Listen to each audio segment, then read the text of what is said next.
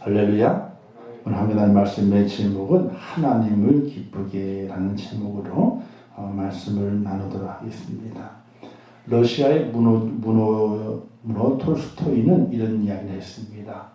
인생의 목적을 자기 자신 행복에 두는 사람은 이 세상에서 가장 따분하고 불쌍한 삶을 살게 될 것이다. 이런 말을 했습니다. 사람은 다 행복하기를 원하죠. 그런데 자기 자신의 행복, 나의 행복을 위해서만 살아간다면 따분한 인생이 됩니다. 그리고 불쌍한 삶을 살게 된다. 이렇게 말했습니다.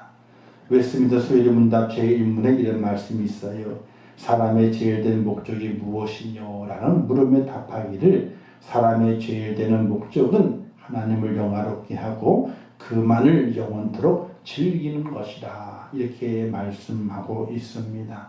이 말씀은 바로 인간의 사람의 제일 된 목적, 사람 삶의 목적은 하나님을 기쁘시게, 하나님의 마음에 기쁨을 주는 것, 그것이 바로 사람의 제일 된 목적이다. 이렇게 말하게 되는 겁니다. 바울은 고백하기를 그런즉 우리는 거하든지 떠나든지 주를 기쁘시게 하는 자 되기를 힘써노라. 이렇게 말했습니다. 즉 하나님의 기쁨이 되는 것을 말하게 됩니다. 온 우주가 온 자연이 하나님을 기쁘시게 합니다. 그러나 인간은 하나님의 근심이 되었습니다. 아담 이후에 죄의 근원이 인간 속에 뿌리를 내리고 있음으로 인해서 하나님의 근심이 되었습니다. 가장 악한 것이 인간의 마음이라고 했고 가장 악하고 속된 것이 인간의 마음에서 나온다고 했습니다. 그런 악한 인간이 하나님을 기쁘시게 할 수 있습니다. 11장에 보게 된 믿음장으로 말하게 되는데 믿음의 선진들을 소개하면서 그들이 하나님을 기쁘시게 하였다고 말하고 있습니다. 무엇이 그들이 하나님을 기쁘시게 했다고 말하고 있느냐? 믿음이 없이는 하나님을 기쁘시게 못하노니 하나님께 나아가는 자는 반드시 그가 계신 것과 또한 그가 자기를 찾는 자들에게 상 주시는 이심을 믿어야 할지니라. 이렇게 말씀하면서 믿음으로 하나님을 기쁘시게 했다. 이렇게 말하고 있습니다. 근데 성경에는요, 책망받는 믿음에 대한 이야기들이 너무나 많이 기록이 되어 있습니다.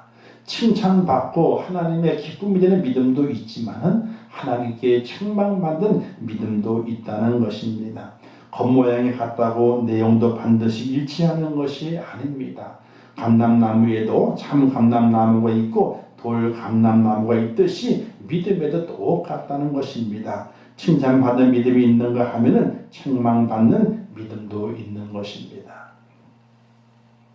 과일도 보게 되면은 사과나무도 맛있는 사과 열리는 사과 있지만 크게 열리는 사과 있지만요, 이제 이렇게 꽃사과라 그래가지고 모양은 사과인데 아주 작아요. 근데 사과 맛은 나긴 나요. 근데 조그맣게 열려가지고 볼 본인이 없어요. 그리고 배 나무도 보게 되면은 토종배나무죠. 토종배나무.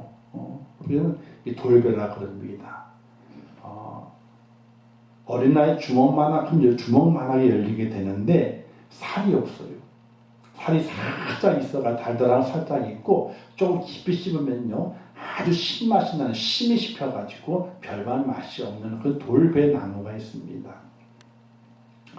모양은 비슷합니다. 배 모양이 납니다. 조금은 배 맛도 납니다. 그러나 그 속에 온전히 차지 못해서 온전한 맛을 내지 못하고 있는 것을 보게 됩니다. 이와 같이 우리의 믿음도 겉모양이 같다고 해서 속 내용까지도 똑같다고 착각을 해서는 절대로 그렇지 않습니다. 칭찬받는 믿음이 있고 책망받는 믿음이 있다는 겁니다. 그렇다면 어떤 믿음이 있을까? 적은 믿음이 있습니다. 믿음이 작습니다. 어려움을 당할 때에 무서워서 그 마음이 오그라들게 되죠. 사람의 인격이나 신앙의 진면모가 어려울 때에 드러나게 되어 있습니다. 공경에 처하게 되면요, 대개의 경우 가면을 모두 벗어버리고 본색을 드러내는 경우를 볼 수가 있게 됩니다. 성경에도 그와 같은 내용이 있게 되죠. 믿음이 적음을 책망받는 제자들의 모습이 있습니다. 그것은 풍랑이 일게 될 때에 제자들이 무서워 떨게 됩니다. 파도가 쳐가지고 배가 침몰하는 모양처럼 되게 되니까 주무시는 주님을 깨우게 됩니다. 우리가 죽게 되었습니다 라고 말하게 됩니다. 주님을 모시고 살아가면서도 그의 태도는 믿음이 없는 사람과 똑같은 태도를 보였던 제자들을 보게 됩니다. 주님이 그 시절을 책망하게 됐죠. 믿음이 적은 자여 라고 책망하게 됩니다. 오늘 우리 땅에 살아가면서 내 속에 적은 믿음이 아니라 어떤 고난 속에서도 내 속에 정말 보배로운 믿음이 있음을 고백할 수 있는 믿음이 있는 하나님의 사람 꼭 될 수 있기를 주님의 이름으로 축원합니다. 또 믿음에는 의심하는 믿음이 있습니다. 의심하는 믿음은 두 마음을 품는 마음이 믿음이라고 말하게 되는데, 의심이란 마음이 나누어지는 겁니다. 두 마음을 품는 상태를 말하게 됩니다. 믿음과의 정반대의 개념입니다. 마음이 나눈다는 것은 신뢰감이 떨어졌다라고 말할 수 있게 됩니다. 온전한 신뢰가 바탕이 되는 관계라면 어떤 경우에도 두 마음을 품지 못하게 되죠. 부부나 연인 사이에서 둘 중에 하나가 두 마음을 품고 있다면 신뢰에 문제가 생기게 됩니다. 믿음이 가지 않으므로 마음이 나누는 것이죠. 하나님 관계에서 똑같습니다. 주를 온전히 신뢰하는 사람은 일편단심 변함이 없습니다. 많은 약속을 가지고 있으면서도 자주 흔들리고 시험에 드는 이들, 두 마음을 품고 사는 아내 혹은 남편과도 같아서 그 문제는 아주 심각하게 되는 것입니다. 또 이와 같은 문제들이 제자들에게서 나타나게 됩니다. 예수님께서 제자들을 멀리 먼저 보내시고 나중에 그 뒤를 쫓아갑니다. 배는 멀리 떠나 있었기 때문에 예수님께서 바다 위를 걸으셔가지고 그 제자들에게 다가가게 됐죠. 이때 베드로가 물 위를 걸으시는 주님을 만나게 됩니다. 이때 말합니다. 주시거든 나를 오라 하소서, 나도 물 위를 걸어가겠습니다 라고 했습니다. 주님께서 오라 명하시게 될 때에 베드로가 그 물 위를 걷게 됩니다. 나 얼마 가지 않아서 파도가 치고 풍랑이 일고 모는 그 배의 그 갈릴리호수의 그 물결 때문에 그 마음이 흔들리게 됩니다. 하나의 마음이 아니라 하나의 믿음이 아니라 그 믿음이 갈라지게 됩니다. 이때 물에 빠져들게 됐죠. 살려달라고 애원합니다. 주님께 그 손을 잡아 일으키시고 그를 배에 올리시게 됩니다. 그 이렇게 말씀하게 되죠. 왜 의심하였느냐 이렇게 말하게 됩니다. 믿음으로는 걸었지만은 베드로가 의심하는 그 순간에 그만 발이 물속에 빠져들게 되었다는 사실입니다. 우리의 믿음은 마찬가지입니다. 칭찬받는 믿음이 되기 위해서는 절대로 의심하는 믿음이 있어서는 안 됩니다. 한번 믿었으면 끝까지 믿어가야 됩니다. 그 믿음이 온전해져야 되지, 그 믿음이 갈라지고 또 갈라져서 갈기가 다 찢겨져 버려서 믿음인지 믿음이 아닌지 알 수 없을 정도로 그렇게 됐을 때에 우리는 하나님 앞에 칭찬받는 자가 아니라 책망받는 자가 될 수밖에 없다는 사실입니다. 우리의 마음속에서 하나님에 대한 믿음이 사라지지 않도록, 의심되지 않도록 하나님을 의심하지 않는 그 믿음을 간직할 수 있는 믿음의 사람이 되어야 하는 것입니다. 그리고 책망받는 믿음은 행함이 없는 믿음을 말하게 되죠. 말의 허구성입니다. 사람의 말이나 그 자체만 가지고는 참과 거짓, 유익과 무익을 가리기가 참으로 어렵습니다. 말 뒤에 따른 행위를 보고서야 비로소 제대로 판단할 수 있게 됩니다. 말을 하지요. 말 뒤에 어떤 행위가 따라오느냐에 따라서 그 말이 참이 될 수도 있고 거짓이 될 수도 있습니다. 유익할 수도 있고 무익할 수도 있습니다. 말이나 행위가 뒷받침되지 않으면 굴뚝이 난 연기처럼 무익하게 되고 맙니다. 입술로 위대한 신앙을 고백하고 성령의 조회가 깊은 사람이라 할지라도 행위가 따르지 않으면 그가 한 지식이나 그의 입술에 붙는 고백은 거짓으로 인정될 수밖에 없는 것입니다. 말만 잘하고 행함이 없던 저 유대 종교의 엘리트를 가리켜서 주님께서는 외식하는 자, 회칠한 무덤, 소경된 인도자, 독사의 새끼들이라고 그들을 책망한 것을 바라보게 될 때에 말이 있고 그 다음에 행함이 따르게 될 때에 그것이 참되고 유익되게 될 때에 그때에 칭찬받는 믿음의 축복자가 된다고 하는 사실입니다. 많은 고백이 있고 많은 약속이 있지만 그 모든 것들이 아무 소용이 없습니다. 행함이 따르지 않으면 아무 소용이 없는 겁니다. 이런 행함이 따르는 그 믿음을 하나님께서는 주님께 책망하시고 그와 같은 믿음은 하나님 앞에 인정받지 못한다고 말하게 됩니다. 그럼 우리는 어떤 믿음을 가지고 하나님을 기쁘시게 해야 합니까? 이런 찬양의 가사가 있게 되죠. 주 나의 모습 보네 상한 나의 맘 보시네 주 나의 눈물 안에 홀로 울던 맘 마시네 주 사랑 내게 있네 그 사랑이 날 채우네 주 은혜 내게 있네 그 은혜로 날 세우네 세상 소망 다 사라져 가도 주의 사랑은 끝이 없으니 살아가는 이 모든 순간이 주 은혜임을 나는 믿네 라고 하는 찬양이 있습니다. 이 찬양 가사 속에서 세상 소망 다 사라져 가도 주의 사랑은 끝이 없다고 하는 가사의 고백이 있습니다. 살아가는 이 모든 순간이 다 주 은혜임을 나는 믿는다는 고백의 가사가 있습니다.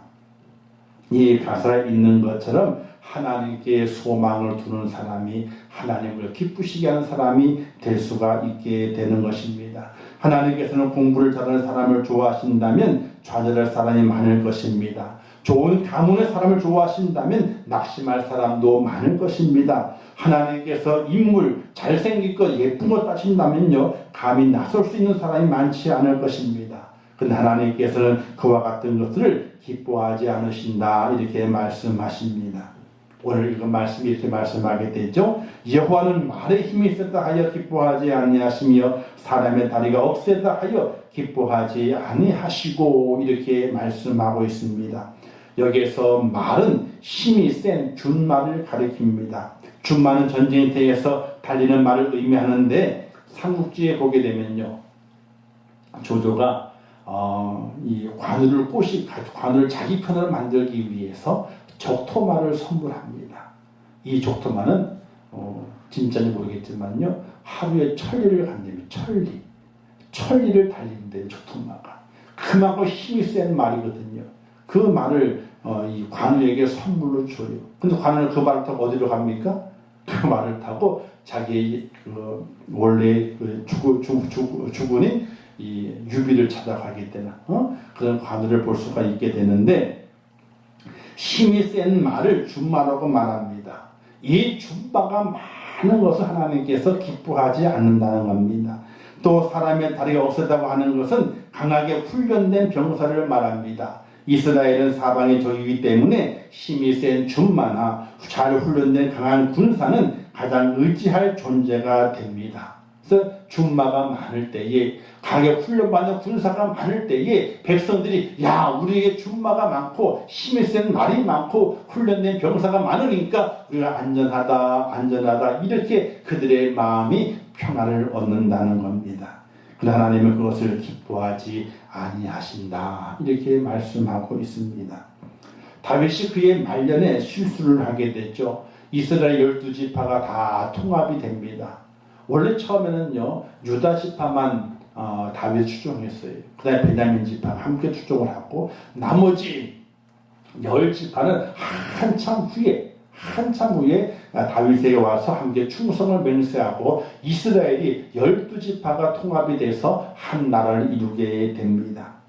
그리고 이제 12지파 통합이 된 이후에 각 지역을 다 점령을 하고 많은 나라들을 다 지배하면서 안정을 잡게 되었을 때에 군대장관 요압에게 명령합니다. 인구 조사를 해라 라고 명령합니다. 이때 요압이 말하게 됩니다. 인구 조사할 필요가 없습니다.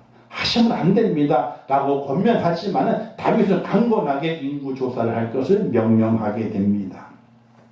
이 인구 조사는 칼을 빼는 자가 몇 명인가 이 수를 세는 겁니다.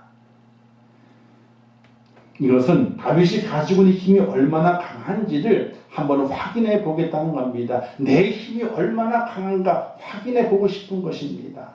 이때 인구조사 다 끝난 다음에 요압이 보고하게 됐죠. 칼을 빼는 담대한 자가 이스라엘에는 80만 명이요 유다에는 50만 명입니다.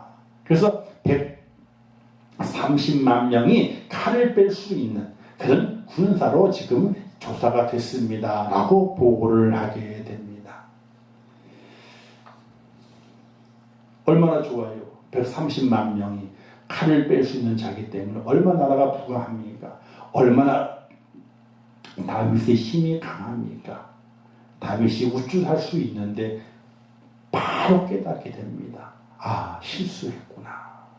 왜냐? 다윗이 왕이 될 때까지, 어린 다윗 때부터 왕이 되는 모든 과정도 하나님이 인도하셨고, 하나님이 주관하셨고, 하나님이 힘이 되어주셨고, 하나님이 지켜주셨는데, 또한 왕이 된 이후에도 그가 나를 다스려가는 모든 가정 가운데서 하나님의 지키심이 있었고, 하나님의 또 싸워서 승리케 해주심이 있었음에도 불구하고 다윗은 그것을 생각하지 못하고, 내 군대가 얼마나 될까, 내 힘이 얼마나 셀까, 이것을 조사하고 시켰으니까 얼마나 어리석은 행동입니까?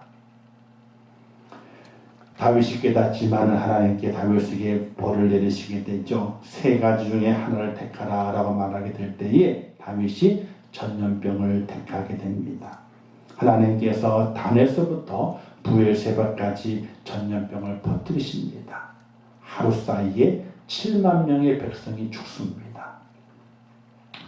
이에 다윗이 자기의 죄를 다시 구하면서 어떻게 하기 때문에 하나님께서 이 전염병을 중지시키시겠습니까? 라고 하면서 번제단을 쌓고 거기에 제물을 드리면서 하나님께 제사를 드리게 됩니다. 번제를 드린 이후에 하나님의 재앙이 그쳤더라. 다윗의 말년에 잘해왔는데, 어린 다윗 때부터 하나님을 의지했었고, 사울 왕이 죽이려 했을 때에도 하나님을 의지했었고, 또 그리고 많은 전투를 감당하면서도 하나님을 의지했던 그 다윗이 그 말년에 실수해서 잠시 착각을 해서 하나님의 힘을 의지하는 것이 아니라 내 능력이 얼마나 될까, 그걸 가름하기 위해서 인구조사를 했다가 단에서부터 부엘세바까지 이스라엘 백성의 7만 명이 하룻밤 사이에 전염병으로 다 죽어 넘어지게 되는 그런 큰 재앙을 만나게 됩니다. 하나님은 능력 있는 사람을 원하지 않습니다. 그 이유는 하나님은 창조주시기 때문에 뜻하신 대로 못하실 일이 없으시며 이미 능력이 충만합니다. 사람이 가지고 있는 어떤 능력을 필요로 하고 있지 않습니다. 하나님께 이스라엘을 택하신 이유가 어디에 있습니까? 여호와께 너희를 기뻐하시고 너희를 택하심은 너희가 다른 민족보다 수요가 많은 용도가 아니라 너희는 모든 민족 중에 가장 적으니라. 하나님께 이스라엘을 택하신 이유는 그의 능력이 많고 수요가 많기 때문에 택하신 것이 아니라 다른 모든 민족들보다도 가장 적고 나약하기 때문에 그들을 택했다는 것입니다. 그러므로 하나님은 능력 있는 사람들이 행하는 것을 보고 기뻐하는 것이 아닙니다. 힘이나 능력, 재능을 보여드림으로 하나님을 기쁘시게 하는 것이 아니라 하나님을 경외하는 자들과 그의 인자하심을 바라보는 자들을 하나님께서 기뻐하신다, 이렇게 말씀하고 있는 겁니다. 재능이 있는 자, 능력이 있는 자, 뭔가를 이 힘을 가지고 뭔가를 발휘해서 뭔가를 드러내는 자를 하나님이 기뻐하시는 것이 아니라 하나님을 온전히 경외하고 그의 인자하심, 그의 은혜를 간절히 구하는 자를 하나님께서 기뻐하신다라고 말씀하고 있게 되는 것입니다. 사랑하는 성도 여러분, 오늘 우리가 어려운 일을 만납니다. 힘든 일을 만나고 지금 지나가고 있습니다.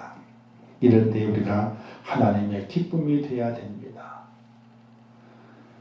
어떻게 하나님의 기쁨이 될까요? 하나님을 온전히 경외하는 것입니다. 그럼 하나님을 온전히 경외한다고 하는 것은 하나님을 두려워 떨림으로 섬긴다, 그것이 원래의 뜻이지요. 그러나 더 깊이 있게 들어가게 되면 하나님께 소망을 두는 사람이 되는 것입니다. 내 영혼아, 내가 어찌하여 낙심하며 어찌하여 불안해하는가? 너는 하나님께 소망을 두라. 이 땅 살아가게 될 때 있잖아요, 낙심할 일이 얼마나 많이 있습니까? 많죠. 불안한 일이 얼마나 많이 있습니까? 우리는 깨닫지 못하지만 정말로 불안한 일이 얼마나 많은지 모릅니다. 지난번 쿠팡에 그 불난 것도 보게 되니까 이 벽에 꽂혀있는 콘센트가 있어요. 그 콘센트에 아마도 이렇게 전기 용량이 좀 많이 올라가는 것을 꽂았는지 거기에서 불이 시작됐어. 작은 불꽃에 불이 시작돼가지고 쿠팡 그 물류센터 전체를, 우리나라에서 쿠팡 물류센터가 있게 되는데 가장 큰 물류센터예요. 식료품, 그러니까 신선 제품을 제외해 놓고는요, 전체 쿠팡에서 조달하고 있는 모든 물품이 거기에 다 있는 거예요. 근데 그걸 다 태워버렸어. 몽땅 태워버렸어. 그 작은 불꽃 하나가. 저도 그래가지고 불 다 끄고 다녔어요. 교회에. 안 쓰는 곳에 꽂혀있는 거 있잖아요. 불 켜지면 있더라고요. 다 껐어. 다 껐어. 왜? 혹시나 모르잖아요. 그 용량이 많은 꽂혀진 건 아니지만 그걸 다 뽑고 다 껐어요. 일부러. 근데 그 작은 불꽃 하나가 터지면서 그만 불이 그냥 확 살아오르면서 연기가 나면서 그냥 이 난리가 난 것 아니에요.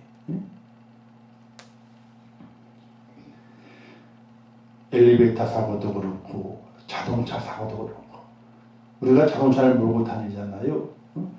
자동차 사고 죽는 사람이 엄청나게 많이 있어요. 얼마나 불안한 건지 몰라요. 그게 사실은요.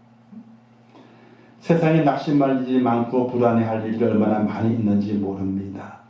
그러나 하나님의 기뻐하시는 사람은 이 땅의 삶이 낙심되는 일들과 불안해하는 일 천지라 할지라도 오직 우리의 마음이 하나님께 소망을 두고 사는 사람, 그 사람을 하나님께서 기뻐하신다 하는 사실입니다. 조지 물러 목사님의 간증을 이야기하고 말씀을 마치려고 합니다. 1870년 2월 6일 조지 물러 목사님의 아내인 메리어 사모님께서 류마티즘 열병으로 돌아가시게 됩니다. 결혼한 지 39년 4개월 만의 일입니다.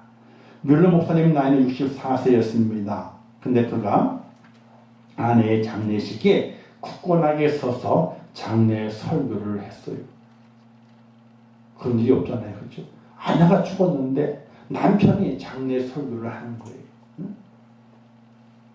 저도 사실 우리 자기네들 돌아가셨을 때도 설교하고 또 우리 어머님 돌아가셨을 때에는 이제 몇 분 모시고 했지만 또 제가 설교한 적도 있고 그래요. 근데 아내 장례식에서 장례 설교를 하는 거예요. 물러 목사님께서. 그는 시편 119편 68편을 선택해가지고 설교를 했습니다. 그 내용은 주는 선하사 선을 행하시오니 이 말씀을 가지고 설교를 했어요. 아내가 죽었는데 류마티즘 열병이기 때문에 그 당시에 이런 열병들이 많이 돌았어요. 그래서 열병이 일어나게 되면서 손발이 마비가 되고 그 열이 또 높아지게 됨을 통해 가지고 목숨을 잃는 그런 일이 얼마나 많은지 몰라요. 지금도 우리가 코로나가 열 때문에 문제가 되는 거거든요. 열이 이렇게 나게 되면은 폐가 망가지게 되고 폐가 망가지게 되면 폐혈증이 생기게 되고 이런 연속적인 부작용이 생겨가지고 생명을 잃는 분들이 있습니다. 그 당시도 그랬어요. 이런 질병이 퍼지게 되면은 그 시대에 많은 사람들이 그 병으로 죽어 넘어져 갔습니다. 이 뮬러 목사님의 아내 사모님도 이 류마티즘 열병으로 돌아가셨습니다. 그 앞에서 장례 설교를 하게 됩니다. 시편 119편 68편 68절을 택해서 주는 선하사 선을 행하시오니 이런 설교 요점을 가지고 설교를 했습니다. 이 설교에는 세 가지 요점이 있었는데 첫 번째를 말했습니다. 주는 선하사 선을 행하오니 내게 아내를 주셨습니다. 주님이 선하셔서 아내를 내게 주었다고 이렇게 설교. 두 번째는요. 주는 선하사 선을 행하시오니 그토록 오래 아내를 내 곁에 허락하셨습니다. 39년 4개월을 살았으니까 오랫동안 내 곁에 있게 하셨다는 겁니다. 세 번째는 주는 선하사 선을 행하시오니 아내를 내게서 데려가셨습니다. 아내를 주신 것도 그 아내가 내 곁에 있었던 것도 그 아내를 내게서 데려가신 것도 주는 선하사 선을 행하셨습니다. 이렇게 고백을 했대요. 저는 어떻게 할지 모르겠어. 과연 이렇게 할 수 있을 것인가?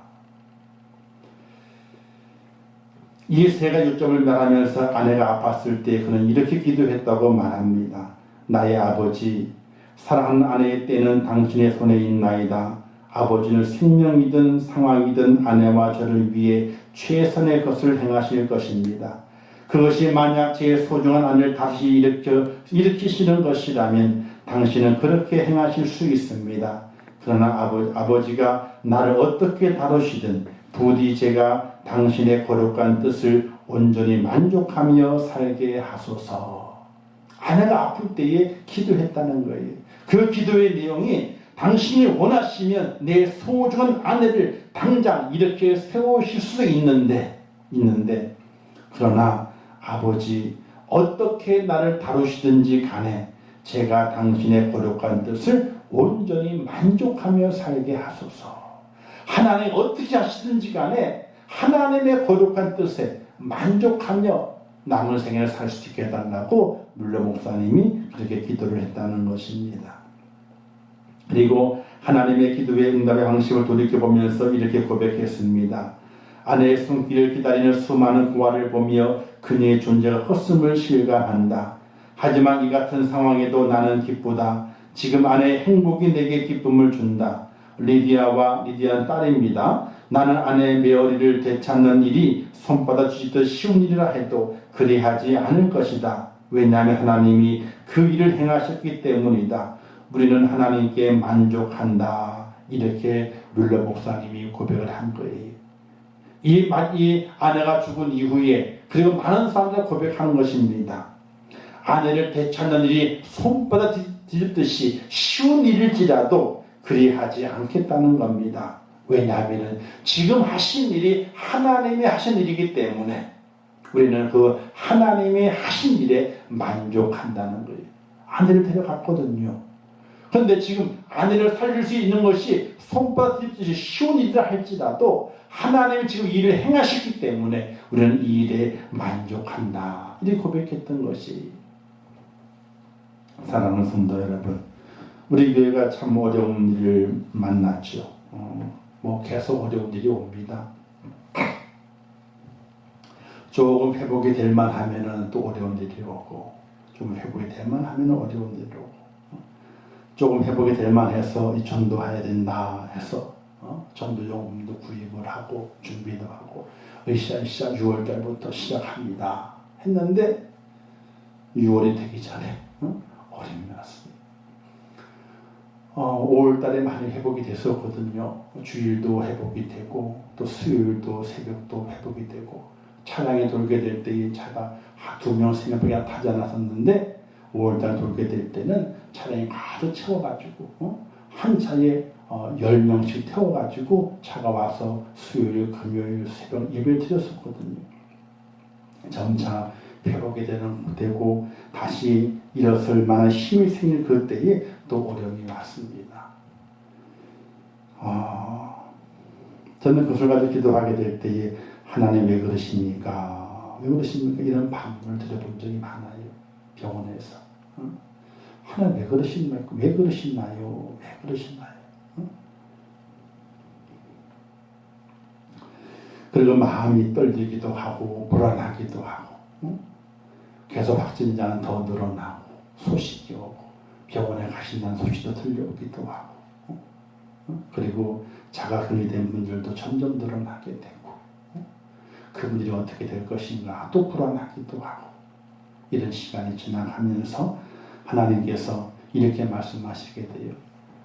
그냥 가만히 있어. 너가 아무리 걱정한다고 네가 뭘 할 수 있어? 거기서? 아무것도 할 수도 없어. 아무것도 할 수도 없어. 하시는 말씀이 이렇게 네가 걱정할 일이 아니요. 네가 걱정할 일이야.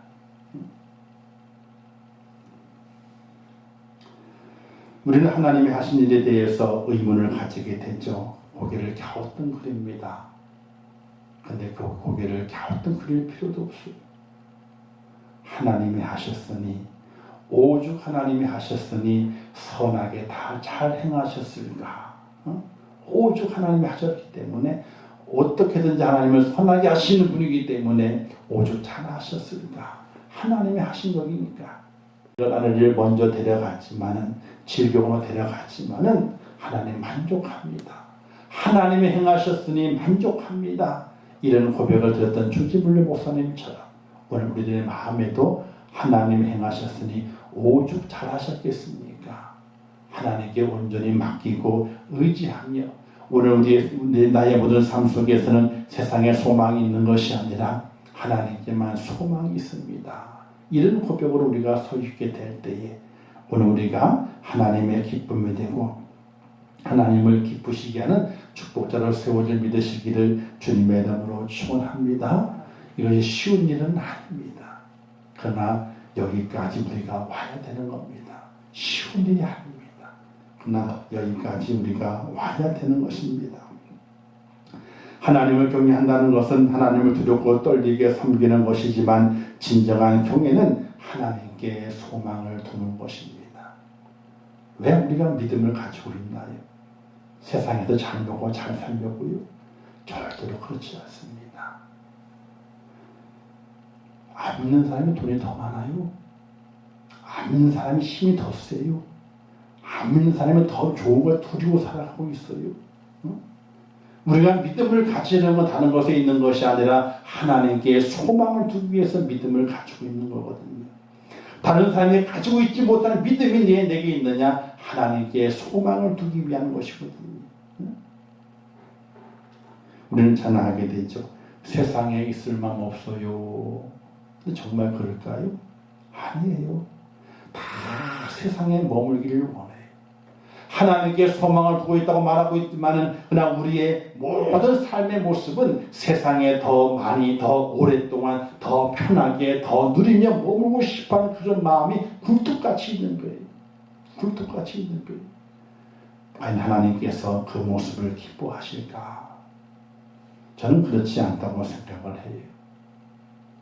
우리의 진정한 소망은 하나님께 있고 하나님의 시간에 때 이 땅에 살아가게 될 때에 이 땅의 것을 누리기도 하고 이 땅에서 우리가 많은 것을 가지고 또 그것을 즐거워하기도 하지만 거기에 우리의 마음이 머물러 있는 것이 아니라 하나님의 때에 나를 언제든지 부르시게 될 때에 하나님의 그 부르심에 만족합니다. 왜 나를 빨리 불렀어요? 왜 내게 더 힘들게 하십니까? 이렇게 불평하는 것이 아니라 하나님의 때에 하나님 나를 부르시게 될 때에 하나님 만족합니다.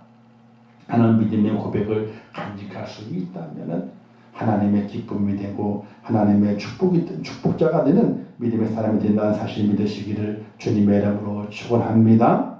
여호와를 앙망하는 자는 새 힘을 얻는다고 했습니다. 여호와를 소망하는 자는요 날마다 새 힘을 얻습니다. 우리의 마음이 지치진 않아요. 힘들진 않아요. 우리의 마음이 더욱더 강한 믿음의 마음이 되어서 이 세상을 넉넉히 이기는 축복자의 모습으로 새롭게 변화된다는 사실이에요. 사랑하는 성도 여러분, 이 땅에 발을 딛고 세상사의 골짜기를 지나가 여러 실타래 얽힌 것처럼 살아가고 있지만 하나님께 소망을 둠으로 하나님을 기쁘시게 하는 그런 성도로 귀하게 칭찬받을 수 있기를 주님의 이름으로 축원합니다. 그런 은혜를 우리 있어야 돼요. 그런 칭찬을 우리가 받아야 돼요. 오늘의 말씀에 시편 기자 고백했던 것처럼 여호와는 말에 힘이 있었다 하여 기뻐하지 아니하시며 사람의 다리가 없었다 하여 기뻐하지 아니하시고 여호와는 자기를 경외하는 자들과 그의 인자에 바라는 자들을 기뻐하시는도다 하는 말씀을 기억하면서 하나님께 소망을 두며 믿음을 승리하는 축복자 꼭 되시기를 주님의 이름으로 축원합니다. 기도하겠습니다. 좋으신 아버지 하나님 은혜를 감사합니다. 저희를 사랑하셔서 오늘도 불러주신 아버지 하나님, 제게 믿음을 주시어서 하나님을 발견하게 하시고 하나님을 믿고 구원의 길에 서게 하신 아버지 하나님, 우리의 믿음을 더욱더 굳세게 하여 주시옵소서. 세상의 혼란으로 인하여서 염려와 근심으로 인하여서 우리의 마음이 지배되고 우리의 마음이 녹아지고 우리의 마음이 낙심되어 있는 것이 아니라 하나님의 은혜와 하나님의 크신 사랑을 바라보고 하나님을 경외하며 하나님께 소망을 두므로 말미암아 세상의 것이 나를 엄습하지 않는, 나를 어찌하지 못하는 능력의 사람, 축복의 사람, 하나님의 칭찬받는 축복자가 될 수 있도록 저희를 도우시고 인도하여 주시옵소서. 고난이 왔습니다. 환난이 왔습니다. 그러나 이 고난과 이 환난 이면에서 더욱더 하나님께 빨리 갈 수 있는, 더 가까이 갈 수 있는 믿음의 사람이 되게 하여 주시옵소서. 아버지 함께 하시고 이번 주일도 축복하시고 주의 백성들의 마음을 움직이사 그들의 마음의 염려와 근심 두려움을 다 물리치게 하시고 하나님을 바라볼 수 있는 믿음으로 주님을 경배하는 축복자가 될 수 있도록 하나님 도와주시옵소서. 예수님의 이름으로 기도하옵나이다. 아멘. 주기도문 하겠습니다. 하늘에 계신 우리 아버지여, 이름이 거룩히 여김을 받으시오며 나라에 임하옵시오며 뜻이 하늘에서 이룬 것 같이 땅에서도 이루어지이다. 오늘날 우리에게 일용할 양식을 주옵시고 우리가 우리에게 죄 지은 자를 사하여 준 것 같이 우리 죄를 사하여 주옵시고 우리를 시험에 들게 하지 마옵시고 다만 악에서 구하옵소서. 대개 나라와 권세와 영광이 아버지께 영원히 싸움나이다. 아멘. 아버지 함께 하시고 주의 사랑으로 죄를 붙잡아 주시고 인도해 주시기 원합니다. 아버지 믿음 안에 죄를 세워주시옵소서. 하나님의 은혜 안에 죄를 세워주시옵소서. 하나님께만 소망을 두게 도와주시옵소서. 하나님만 온전히 바라보게 도와주시옵소서. 아버지 우리의 마음속 염려와 근심과 불안, 두려운 마음들 다 제거하시고 하나님의 은혜를 채우셔서 아버지는 더욱더 새로운 하나님의 사람이 되게 하시고 세워주시옵소서.